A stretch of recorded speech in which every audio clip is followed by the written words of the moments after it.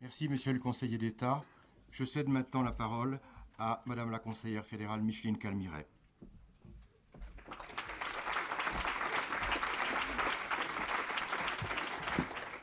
C'est pour moi un grand honneur, mais aussi un moment d'émotion, de me retrouver en ces lieux qui me sont chers et de prendre la parole devant vous.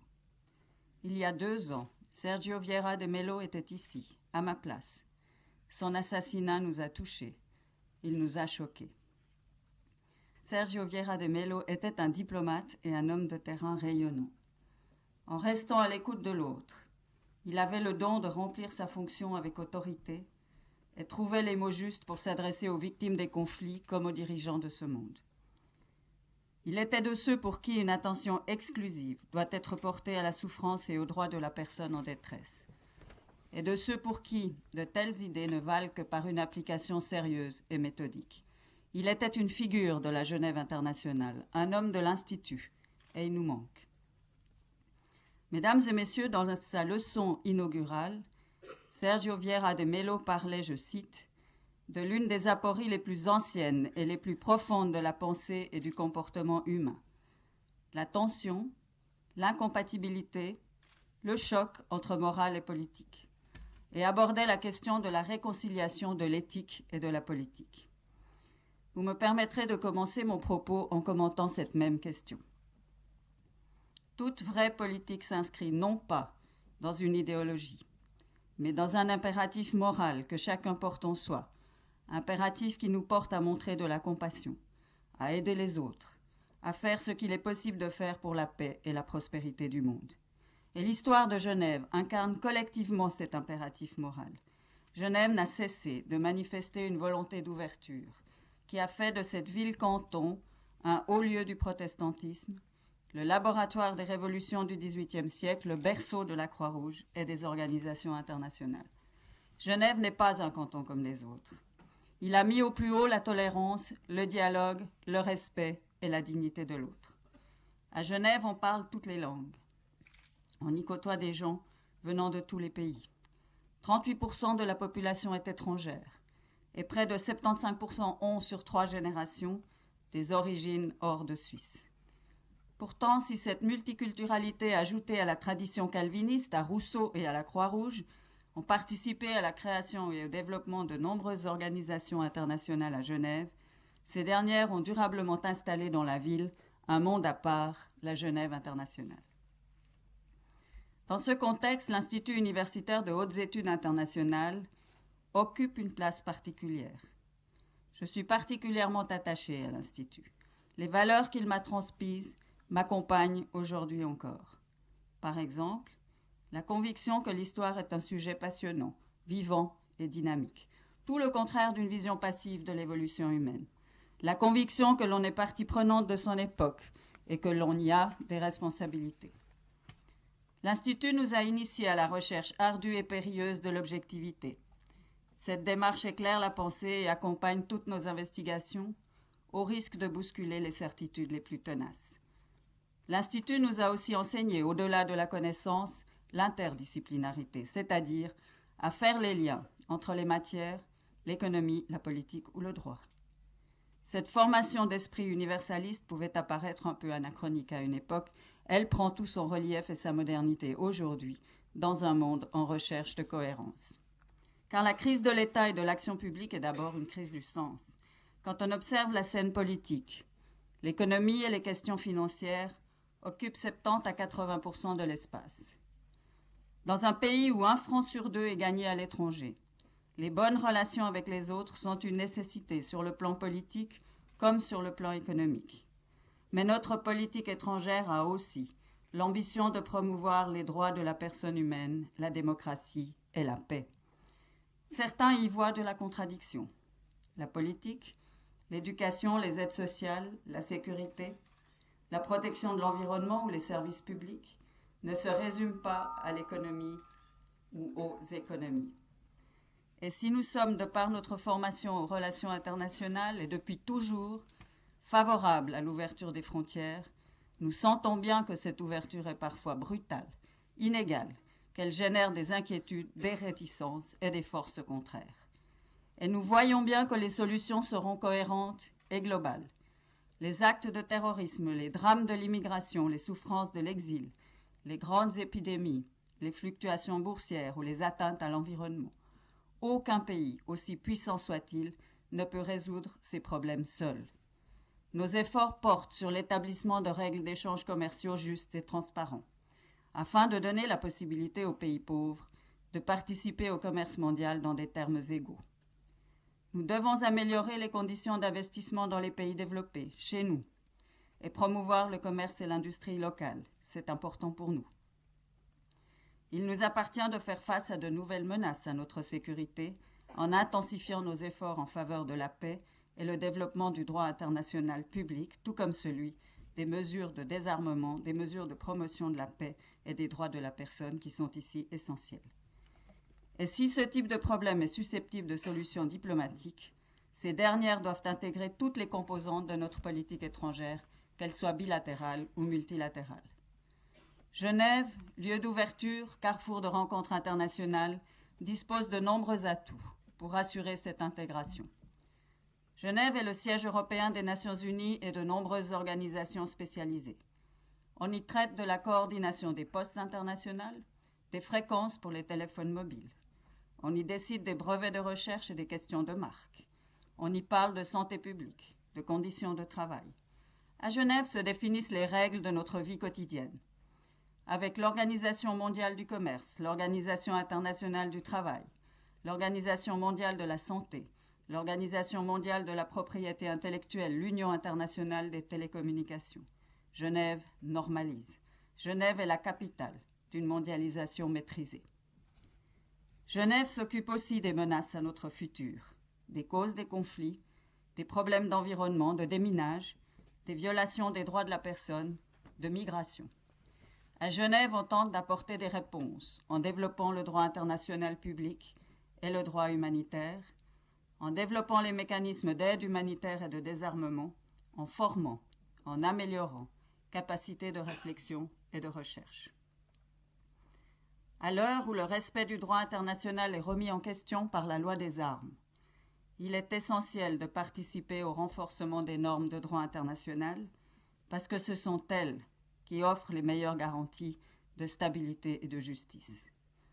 L'engagement de la Suisse en faveur du droit international public est une constante de notre politique extérieure.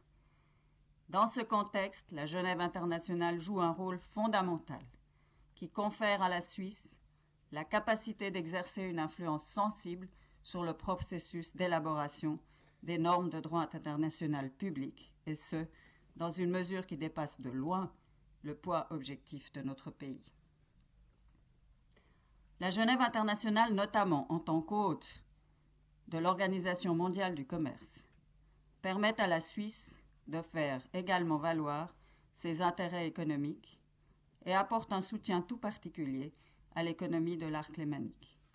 Je mentionnerai les quelques 14 000 emplois dans le secteur privé, surtout dans la restauration et l'hôtellerie, qui sont la conséquence indirecte de la présence des organisations internationales. Les dépenses annuelles des organisations internationales sises à Genève atteignent 4 milliards de francs, dont plus de la moitié sont versés sous forme de salaires ou de rétributions pour des marchandises ou des prestations fournies en Suisse. Genève est aujourd'hui, après New York, le plus grand centre de coopération internationale au monde. En termes de nombre de conférences internationales et de réunions, elle occupe même la première place, avec en moyenne annuelle 3 500 événements qui s'y tiennent, auxquels participent plus de 100 000 délégués venant du monde entier.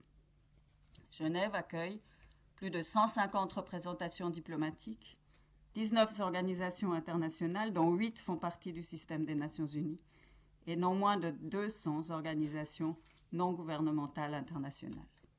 La communauté internationale établie à Genève représente quelques 35 000 personnes. Ces activités internationales contribuent de façon évidente à la notoriété de la ville et ainsi de la Suisse. Les réunions politiques de haut niveau, les idées et initiatives porteuses qui en émanent ne peuvent que renforcer notre image. La Suisse jouit de précieuses opportunités pour proposer des plateformes d'échange et de négociation. Genève assure à la Suisse des possibilités de contact provenant de la présence d'un nombre élevé de représentants diplomatiques, de fonctionnaires internationaux et d'autres experts. Elle lui offre des enseignements et des projets de recherche dans le domaine des relations internationales, y inclut la formation de personnel diplomatique. Aux bénéfices indirects qui touchent aux conditions cadres de la politique extérieure de la Suisse, Genève contribue de manière immédiate à la mise en œuvre de la politique extérieure suisse. Ses atouts directs sont les suivants. La promotion ciblée d'organisations ou d'autres formes de coopération dans des domaines prioritaires pour nous. La genèse d'idées pouvant alimenter la conception et la mise en œuvre de notre politique. La mise en œuvre de projets dans les domaines de la promotion de la paix, des droits de la personne humaine ou du développement. La politique du département fédéral des affaires étrangères à l'égard de la Genève internationale a donc pour premier objectif d'assurer à la Suisse les atouts que je viens de mentionner, dans la mesure où ils améliorent sa capacité à réaliser ses objectifs prioritaires en matière de politique étrangère. Il a un intérêt primordial à ce que la Genève internationale continue de prospérer et augmenter sa compétitivité. Dans ce but, la Confédération suisse et le canton de Genève créent conjointement en 1964 la Fondation des immeubles pour les organisations internationales. Cette dernière a pour but de faciliter l'implantation d'organisations internationales à Genève et pour ce faire finance, gère et entretient des bâtiments mis à disposition des organisations intergouvernementales. Les moyens qui sont nécessaires à la FIPOA pour atteindre son but lui sont fournis à mesure de ses besoins par la Confédération et par l'État de Genève. En principe, les prestations de la Confédération consistent en prêts à des conditions préférentielles accordées en vertu d'arrêtés fédéraux. Quant à celle du canton, elle réside dans la mise à disposition de terrains nécessaires aux constructions en droit de superficie. Depuis sa création, la FIPOA a financé des constructions ou des acquisitions d'immeubles pour une valeur d'environ 1 milliard de francs. À l'heure actuelle, 2 projets de grande envergure se profilent. Il s'agit des travaux de construction d'un nouveau bâtiment pour l'Organisation mondiale de la santé et du Programme commun des Nations unies sur le VIH-Sida, ainsi que de la construction d'un nouveau bâtiment pour l'Organisation mondiale du commerce. En 1966, la Confédération crée une représentation permanente auprès des organisations internationales sises à Genève. Le rôle de la mission permanente est double. D'une part, elle assume toutes les tâches spécifiques de la diplomatie multilatérale, à savoir représentation, liaison, négociation, protection des intérêts nationaux, participation aux activités des organisations. D'autre part, elle fonctionne comme un service du protocole du ministère des Affaires étrangères pour les questions multilatérales. Autre institution, le Centre d'accueil Genève International, ouvert en 1996, qui remplit, lui, une fonction d'accueil au nom des autorités genevoises et fédérales. Il aide, conseille, accompagne les membres des missions diplomatiques des organisations internationales et des organisations non gouvernementales dans l'ensemble de leurs démarches au moment de leur installation à Genève. Le canton de Genève s'est par ailleurs doté d'une politique de soutien aux organisations non gouvernementales. Reste que le statut privilégié de Genève sur le plan international n'est pas acquis de manière définitive et que la politique du département fédéral des affaires étrangères doit donner à Genève la capacité d'évoluer. Les temps sont révolus où Genève et la Suisse ont pu attirer des organisations internationales par leur simple disponibilité. La place de la Genève internationale n'est pas un fait acquis. Depuis environ 10 ans, une vive concurrence s'est établie pour l'établissement des organismes internationaux et l'attribution de conférences internationales. La fin de la guerre froide a en effet entraîné un profond changement et la disparition d'un ordre bipolaire a ouvert la voie à de nouvelles ambitions d'État qui se présentent sur la scène internationale comme lieu d'accueil, de négociation et de rencontres et qui disposent de ressources considérables pour appuyer leur candidature. Pour faire face à ces nouveaux défis, le Conseil fédéral a développé une politique qui vise à mieux promouvoir et à renforcer la position de la Suisse en matière d'accueil d'organismes et de conférences internationaux. Les conditions d'accueil sont en effet importantes et de ce strict point de vue, Genève n'est pas très bien placée. Si l'on admet la réalité du bassin franco-genevois, tel qu'un récent rapport de l'Observatoire transfrontalier l'a mise en lumière, force est de constater l'existence d'une véritable symbiose dans le domaine de l'emploi et du logement, avec tout ce que cela comporte en termes d'équipement, de transport et d'infrastructures communs. Le comité régional franco-genevois s'est d'ailleurs soucié de cette dimension lorsqu'il a ordonné de dresser un inventaire des coopérations possibles, s'agissant notamment des organisations non gouvernementales. Les problèmes de logement et de scolarité affectent la communauté internationale travaillant à Genève, dans les organisations internationales et les missions diplomatiques, ainsi que dans les sociétés multinationales, au même titre que la population dans son ensemble. S'agissant des fonctionnaires internationaux et des diplomates, la Suisse ne peut pas se désintéresser de ces aspects qui conditionnent le bien-être et le développement des acteurs de la Genève internationale. Parlant des acteurs, c'est dans ce même contexte que se situent les acteurs non étatiques, que constituent les organisations non gouvernementales, à la recherche, elles aussi, de logements et de locaux à proximité plus ou moins immédiate du Palais des Nations. Il y a 40 ans, la Confédération et les cantons avaient uni leurs efforts pour trouver une solution originale et conforme au génie du fédéralisme, à la question des infrastructures qui se posaient aux organisations internationales en quête de bureaux. Ce fut la création de la FIPOA. On peut se demander aujourd'hui si nous disposons bien des outils nécessaires pour apporter une réponse adéquate aux besoins d'espace, d'habitation, d'écoles, d'hôpitaux, de loisirs, d'une population internationale croissante et dont la présence accentue la qualité de l'économie genevoise. Ou si nous ne devrions pas plutôt réfléchir à l'échelle de la communauté franco-valdo-genevoise, comprenant du côté suisse les cantons de Vaud et de Genève, et dépassant du côté français les départements limitrophes pour inclure par exemple la région Rhône-Alpes, touchée également par le phénomène de la coopération transfrontalière. Par-delà les inventaires et les observatoires, il s'agirait d'agir en se répartissant les responsabilités et en organisant l'aménagement du territoire qui est de facto celui de l'expansion de la Genève internationale. Aujourd'hui déjà, près de la moitié des fonctionnaires internationaux habitent en France et j'observe que nous ne sommes pas près de résoudre les problèmes qui poussent un nombre croissant de diplomates à leur emboîter le pas. Le logement constitue certainement la question la plus criante et la plus urgente. Commun au territoire de Vaud, Genève, de l'Ain et de la Haute-Savoie, le problème est encore plus aigu aux abords des frontières. Il serait vain de vouloir le résoudre en étendant la Genève internationale à l'ensemble du territoire suisse. L'expansion naturelle de la Genève internationale ne va pas dans le sens d'une décentralisation, mais plutôt dans celui d'une concentration. 23 organisations internationales, avec accord de siège, sont installées en Suisse, dont 20 à Genève.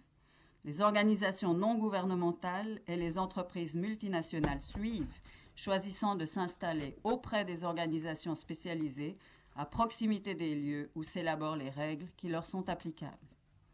Il serait regrettable que, faute d'imagination et de souplesse, l'absence de solutions pratiques aux aléas de la vie quotidienne ne finisse par entraver le développement de la Genève internationale, alors même que la conjoncture politique lui est favorable.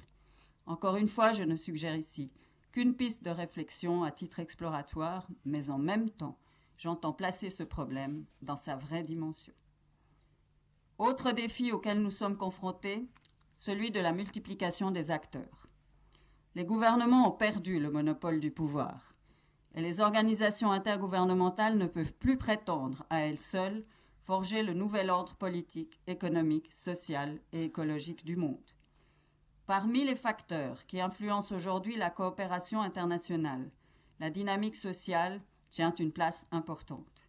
En réponse aux changements observés dans les sphères gouvernementales et économiques, et en particulier au transfert de pouvoir de l'une à l'autre, la société civile s'engage, revendique et se bat.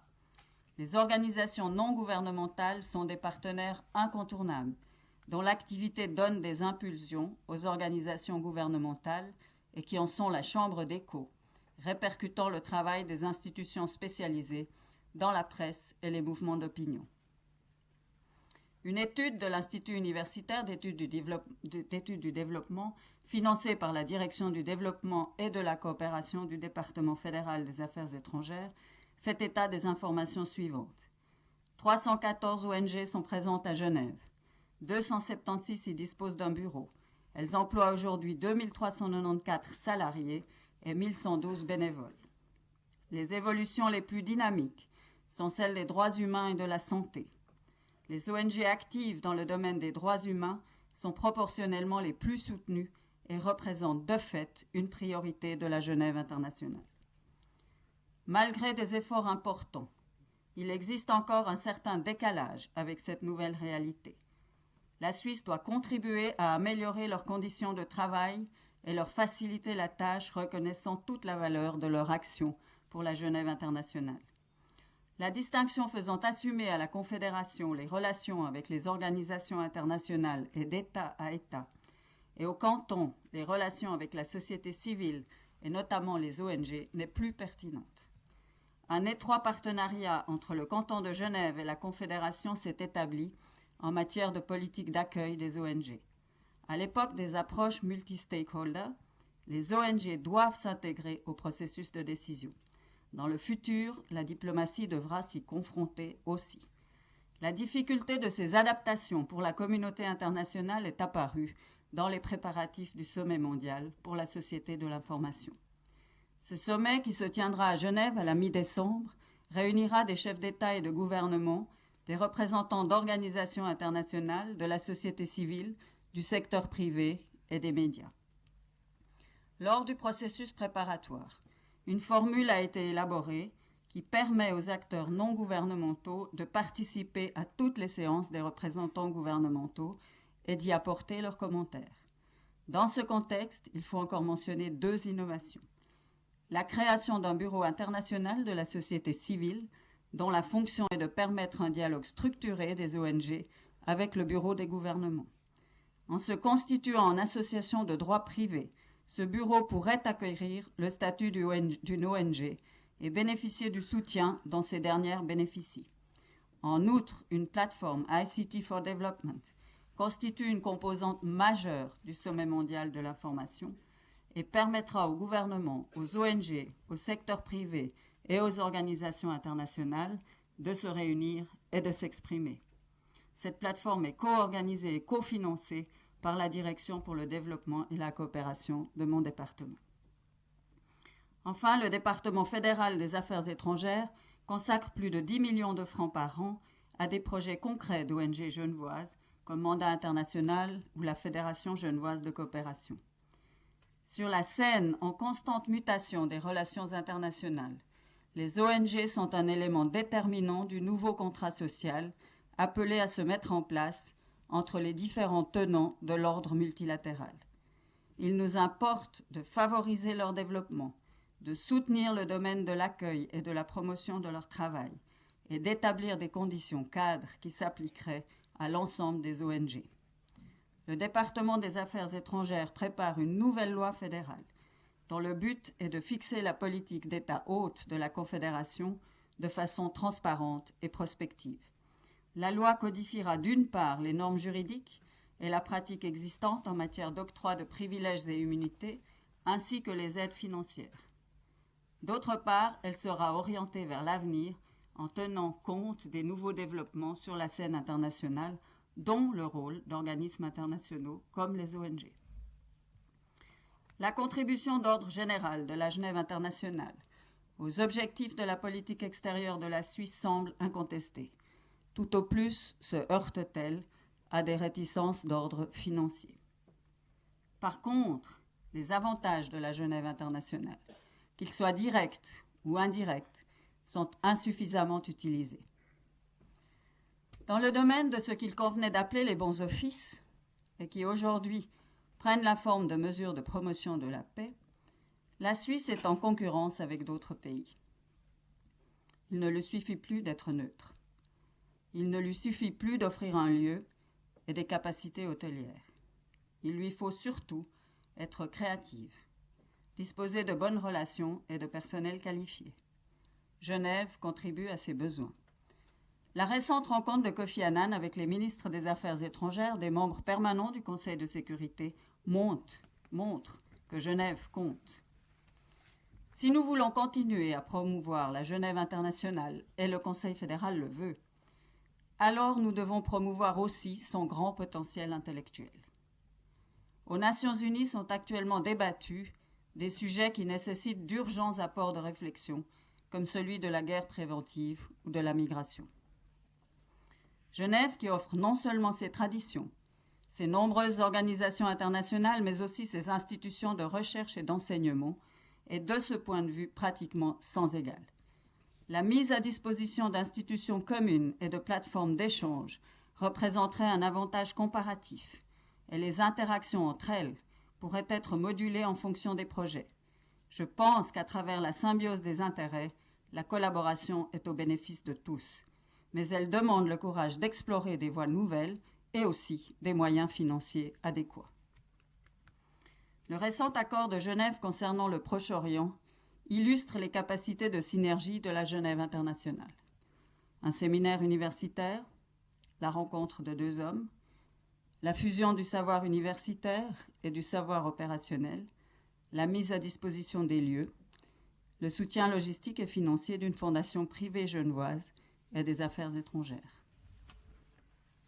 Un renforcement de la Genève internationale comme think tank constitue une plus-value certaine pour notre politique étrangère. Et bien sûr, dans cette optique, le rôle d'un institut comme le nôtre est central. La Confédération investit environ 75 millions par année dans la Genève internationale. À ce montant s'ajoute celui payé par le canton de Genève. La moitié du financement fédéral provient du département fédéral des affaires étrangères, au bénéfice de la politique d'État hôte, des deux institutions universitaires et des 3 centres opérationnels, soit le Centre de politique de sécurité, le Centre pour le contrôle démocratique des forces armées et le Centre de déminage humanitaire. Les financements de base sont pour les 2 institutions universitaires assurés par le département fédéral de l'Intérieur et à ce jour pour les 3 centres par le département fédéral de la Défense. Les financements de la Confédération, que ce soit sous forme de financement de projets ou de contributions budgétaires, sont majoritaires. Le département fédéral des affaires étrangères donne des mandats, essentiellement par le biais de la Direction pour la coopération au développement et de la division politique 4. Et bien qu'ils ne soutiennent par la recherche académique au sens strict du terme, ils contribuent de manière significative au déroulement d'enseignements spécialisés et à l'attribution de bourses pour des étudiants en provenance de pays pauvres.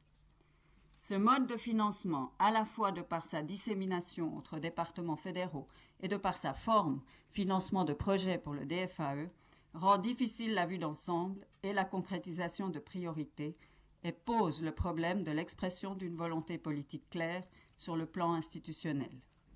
Vu du côté des 3 centres, la question de la coordination s'est réglée par la mise en place d'un financement budgétaire mixte et d'une structure de gestion paritaire entre les affaires étrangères et la défense. La gestion stratégique des centres est assurée par un organe interdépartemental et leur supervision placée au niveau des chefs de département respectifs. Les mandats de prestation sont négociés ensemble. Par ailleurs, et sans vouloir entrer dans le détail des recommandations des experts internationaux qui ont procédé à son évaluation, l'Institut de hautes études internationales doit être renforcé afin de se profiler comme l'institution centrale autour de laquelle se construira un pôle de compétences en matière d'enseignement et de recherche en relations internationales. Cet institut a une longue tradition d'excellence dans des domaines qui coïncident souvent avec les préoccupations des organismes internationaux. C'est d'ailleurs en raison du développement des organismes internationaux qui se sont établis à Genève que l'Institut a été fondé il y a de cela 76 ans. Sa vocation a toujours été l'excellence académique et l'excellence dans la recherche en matière de relations internationales. De nombreux projets menés par l'Institut connaissent un succès mondial. Le Small Arms Survey n'est que l'une des nombreuses réussites qui me viennent à l'esprit. La qualité de la recherche intellectuelle individuelle est appréciée. Malheureusement, l'interdisciplinarité, qui faisait l'originalité de l'Institut, semble avoir été remplacée par une pluridisciplinarité par juxtaposition. La structure des études, la gouvernance de l'institution auraient à gagner d'une meilleure adéquation avec l'identité et les buts de cette dernière, de même que les synergies avec les organisations internationales présentes sur place pourraient être améliorées. Aussi, mesdames et messieurs, la construction d'un pôle de compétences en matière d'enseignement et de recherche dans le domaine des relations internationales passe par un processus de réforme. Après discussion avec mes collègues de la délégation du Conseil fédéral sur la Genève internationale, à laquelle appartiennent messieurs Samuel Schmid et Pascal Couchepin, outre moi-même, voilà les points sur lesquels nous nous sommes mis d'accord. Il reste des décisions à prendre, mais les principes sont les suivants. Un institut de relations internationales indépendant. Par rapport à la situation actuelle, cela signifie un renforcement de son autonomie par rapport à l'Université de Genève et un renforcement de la responsabilité de la Confédération à la hauteur de son engagement financier réel. Un institut intégré au réseau local, national et international. L'on ne peut attendre de l'Institut qu'il réponde tout seul aux besoins de la Genève internationale, de la Suisse et de la communauté internationale. Il est indispensable à cet égard que l'Institut coopère étroitement avec ses partenaires académiques et de recherche et avec les organismes internationaux à Genève, afin que chacun d'entre eux bénéficie d'un échange accru de savoir et de contacts personnels. Les synergies ainsi créées permettront de répondre efficacement aux besoins de la Genève internationale, de la Suisse et de la communauté internationale. Pour ce qui est du réseau local, mise en réseau renforcé avec l'Institut d'études du développement, synergie avec les organisations internationales établies à Genève. Pour ce qui est du réseau national, collaboration plus étroite avec le département fédéral des affaires étrangères comme centre de recherche appliquée. Quant au réseau international, partenariat et mise en réseau avec des institutions comparables, comme par exemple la London School of Economics ou Harvard. Une gouvernance renforcée. Elle s'appuie sur 4 volets. La reconstitution du conseil de fondation, la nomination d'un directeur reconnu au plan international, la nomination d'un directeur de recherche et la création d'un comité scientifique international. Le rôle et la fonction du comité scientifique doivent être étudiés, ce qui implique de repenser la fonction et l'existence à moyen terme du RUIG, c'est-à-dire du Réseau universitaire international de Genève. Un engagement plus affirmé de la Confédération, qui doit se présenter comme un interlocuteur unique et parler d'une seule voix. Notre volonté est de le réaliser par une double présence de la Confédération au Conseil de fondation, par le département fédéral de l'Intérieur et par le département fédéral des Affaires étrangères. Cette double présence est garante des intérêts académiques et de politique étrangère. Une redéfinition du portefeuille de prestations. Il s'agira de mettre en œuvre le modèle de Bologne dans l'esprit des recommandations des experts internationaux, tout en prenant soin, dans l'intérêt de la Suisse et de la Genève internationale, qu'un nombre suffisant d'étudiantes et d'étudiants soit dirigé vers l'étude des relations internationales et qu'en conséquence, cette étude ne soit pas réservée aux seuls spécialistes académiques en la matière. Une école pour diplomates et fonctionnaires internationaux. En effet, la spécificité de ce type de fonction n'est pas prise en compte dans les formations actuellement dispensées. Elle correspond pourtant à la vision de ses fondateurs. Genève pourrait mettre en place une haute école pour les fonctionnaires internationaux avec une filière spécifique. Bien entendu, la réintégration de l'interdisciplinarité dans les structures de programme s'impose de ce point de vue. La complexité croissante du monde que j'ai évoquée tout à l'heure entraîne aussi une approche interdisciplinaire. Pour relever les défis posés par la globalisation, l'on ne peut pas se limiter à une approche sectorielle de la recherche et de l'enseignement. L'Institut doit poursuivre la réforme de son enseignement et de sa recherche dans ce sens, en se concentrant sur ces domaines d'excellence, mais en jetant des passerelles entre eux. Je me réjouis de constater que la Confédération et le canton de Genève partagent ces visions, ouvrant ainsi des perspectives nouvelles auxquelles nous allons travailler ensemble. La Confédération soutient avec force le processus d'adaptation de l'Institut, tant du point de vue politique que financier, parce qu'elle est convaincue que l'Institut représente un élément essentiel de la promotion de valeurs de paix et de justice reconnues dans le monde, ainsi que de la réalisation des objectifs de politique extérieure de notre pays. Mesdames et messieurs, Genève est consciente de son privilège de naissance, celui d'accueillir un haut lieu de la pensée internationale, une pensée qui n'est pas seulement académique, mais au contraire riche en actions concrètes au service de la collectivité, puisque nombre de ses étudiantes et de ses étudiants se sont révélés d'éminents chefs d'État, responsables d'organisations, d'institutions ou d'entreprises. L'Institut est ambitieux et il a raison de l'être. Il veut se maintenir parmi les meilleures écoles de la planète spécialisées dans les relations internationales. Cette formation universitaire exigeante, universelle et pointue a manifestement donné à ses étudiants une vision du monde responsable, généreuse et dynamique. L'adhésion de la Suisse aux Nations Unies conforte la place de l'Institut au plan fédéral comme instrument de réflexion et d'analyse utile à la qualité de la contribution helvétique au niveau international. Elle devrait lui permettre de resserrer ses liens avec le réseau international, ses penseurs, ses praticiens, pour affirmer encore mieux son excellence et son rayonnement. Je me souviens encore aujourd'hui combien j'étais impressionnée par ces enseignants dont la fonction était aussi d'être ambassadeurs ou dirigeants d'organisations internationales et qui nous transmettaient une expérience et un savoir précieux dont nous étions les interlocuteurs privilégiés. Fort de ces atouts et de nos soutiens, je forme le vœu que l'Institut puisse aborder le siècle et ses défis avec lucidité et le sens de l'anticipation qui l'ont toujours caractérisé jusqu'ici. Je lui souhaite, au nom du gouvernement fédéral, longue vie, inspiration et plein succès sur la voie des réformes. Chers étudiants, chères étudiantes, les dépenses pour la formation et la recherche ne sont pas seulement des coûts, mais bien plutôt des investissements dans les générations futures. Votre institut a donné et vous donnera ce que vous avez dans votre tête et dans votre cœur et que personne ne pourra vous enlever. Ici, vous avez la possibilité de vous préparer à la vie professionnelle. Utilisez cette chance et contribuez à ce que le monde soit plus sûr et plus convivial. Prenez des responsabilités, n'ayez pas peur des défis. Et d'où que vous veniez, soyez les bienvenus dans notre pays. Chers maîtres, chers étudiants, je vous espère une année académique pleine de succès et mesdames et messieurs, je vous remercie de votre attention.